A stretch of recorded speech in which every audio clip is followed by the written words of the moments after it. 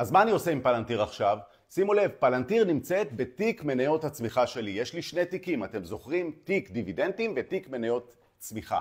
תיק מניות הצמיחה שלי הוא למעשה מהווה דלק לתיק הדיבידנדים שלי. זוכרים? לכל אחד יש קרן פנסיה או ביטוח מנהלים שממנה נוכל לצאת לפרישה בגיל 60. אבל זה לא מספיק, וכמו שאמרתי תמיד, כל בן אדם וכל אזרח בישראל צריך שני דברים. גמל להשקעה ותיק מסחר עצמאי. אז בתיק מסחר עצמאי הוא מתחלק לשניים, דיבידנדים ומניות צמיחה. מניות דיבידנד הן דפנסיביות, הן שומרות עלינו והן משלמות לנו דיבידנד. זה יכול להיות כל חודש, כל רבעון, כל חצי שנה ואפילו פעם בשנה.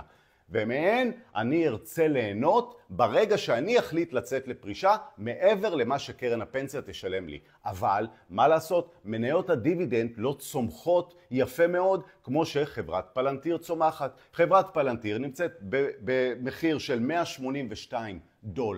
ב-12 חודשים האחרונים נתנה תשואה של 573%, ובחודש האחרון, רק בחודש האחרון, 36%. אז מה אתם חושבים? אתם חושבים שהמניה הזאת תמשיך לטוס לשמיים מבלי לתקן? שימו לב, היא התרחקה מהממוצע שלה, הייתה לה עלייה פנומנלית בשנה האחרונה.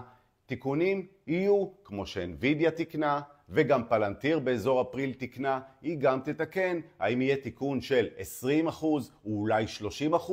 אני לא יודע ואני גם לא פה בשביל לנחש. אני רק אומר דבר אחד, אם המניה הזאת נתנה לי תשואה מאוד יפה, הגיע הזמן לקחת את חלק מהתשואה הזאת ולהעביר את זה לתיק הבנקר דיבידנדים שלי, בשביל שאני אקבל את הדיבידנדים אחר כך בעתיד. זו האסטרטגיה שלי, זה מה שאני בניתי. מה אתם בניתם? מה יש לכם בתיק מסחר? תרשמו לי למטה. סרטון קצר היום, אני ארז שני, רואה חשבון, סוכן פנסיוני, בוודאי לא המלצה ולא ייעוץ. נעשה סרטון נוסף על AMD ומה השוק עכשיו מבין על AMD. זוכרים? AMD ירדה אחרי דיווח תוצאות, ואחרי שהשוק עיקל לדיווח התוצאות, המניה חוזרת לעלות וכמעט למחוק את כל הירידה שהייתה לה.